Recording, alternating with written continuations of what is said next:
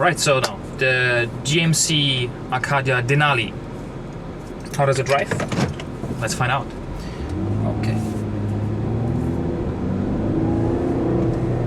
So the basics I told you, I'm told you, you've seen it. It's a 3.6 liter V6, 288 horsepower, 364.5 Newton meters of torque. Sounds a lot.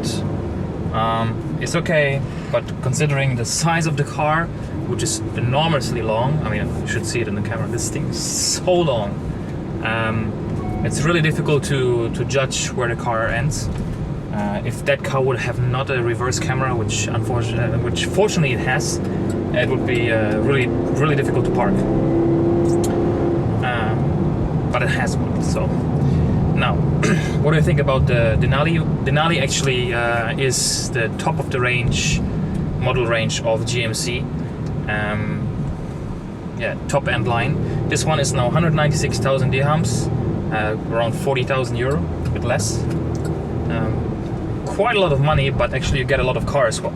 So what do we have in this car? We have a head-up display, which is very nice. It gives you different features. You can move it up and down as well.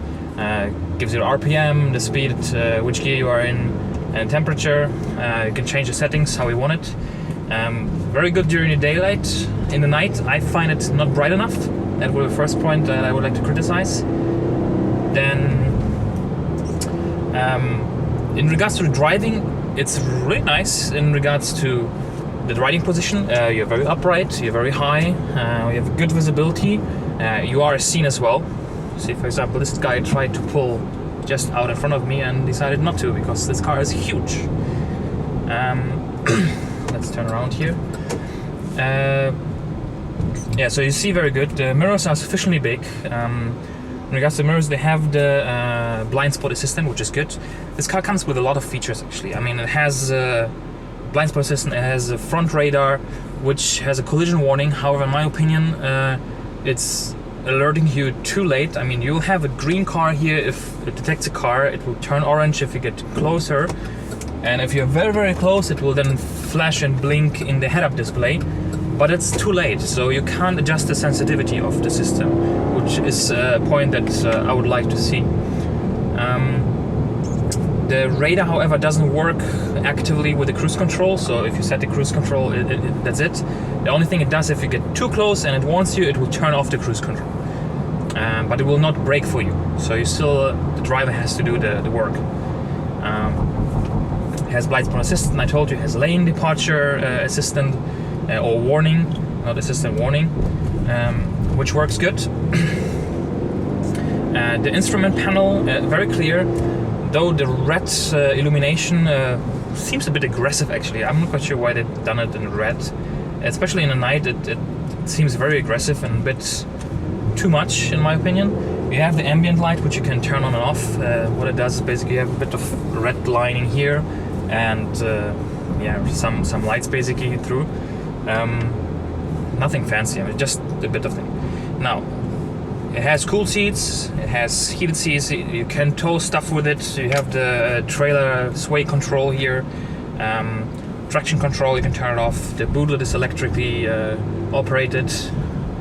However, the button is not usually, for example, in Mercedes or in other German cars, you have it like a red button. This one is black. It's very difficult. I couldn't find it in the beginning.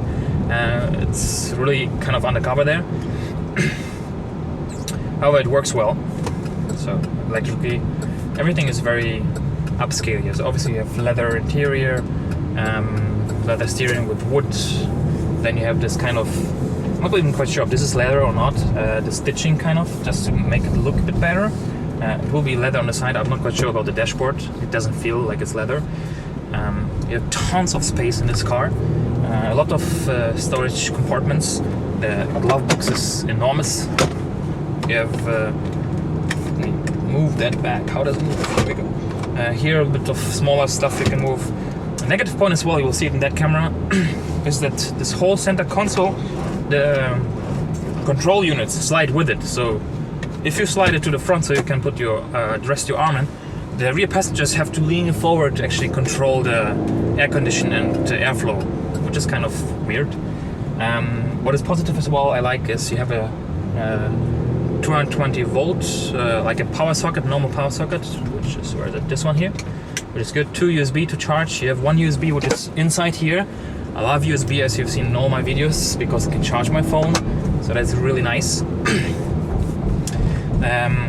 Bottles, yes, you can fit them. No big bottles without squeezing. I found a bottle that I could squeeze in here, but obviously it's not really made for that. As a tons of space. This one is now the 8-seater configuration, so you can sit 2 in the front, 3 in the middle, 3 in the back.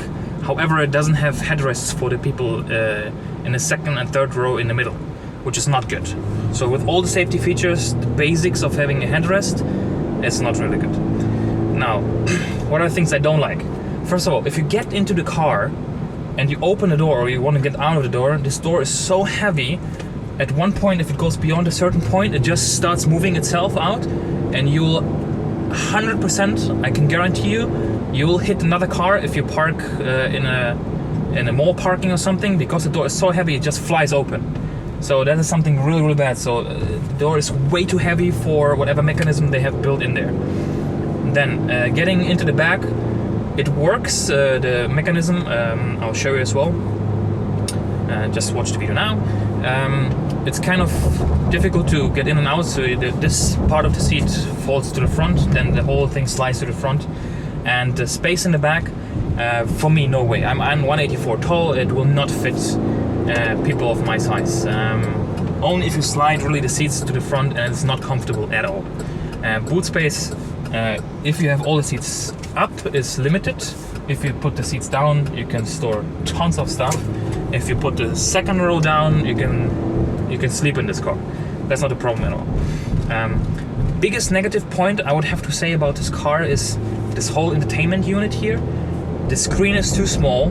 The buttons are way too small, and see, this touch thing is, sometimes you hit it, sometimes you don't hit it. It's too complicated.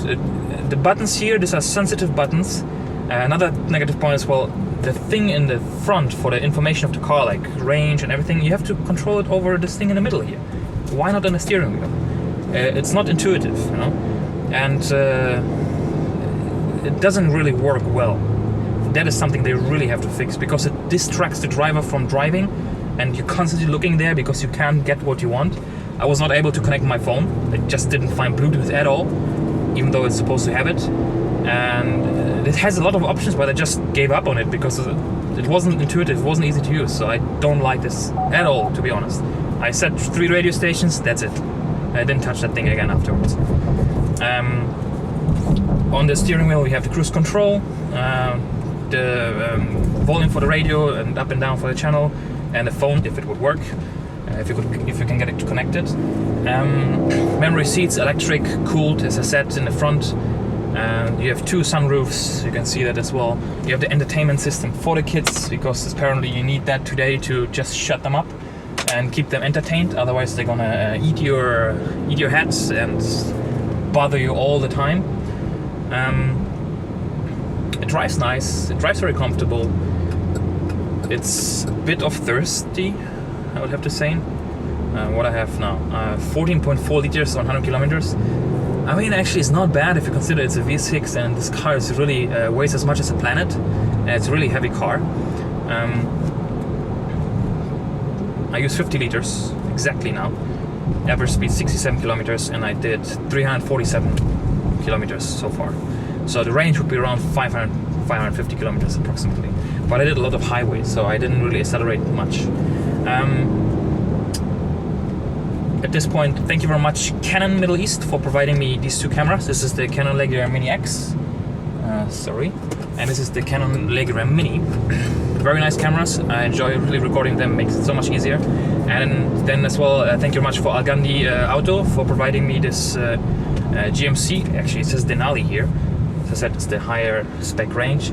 And if you like this video, please subscribe, share, like, give it a thumbs up, ask any questions you want, and watch my other videos as well. If you have any more questions, just put that in the comments below, and check as well Facebook and all the other links. Thank you very much, and see you next time. Bye.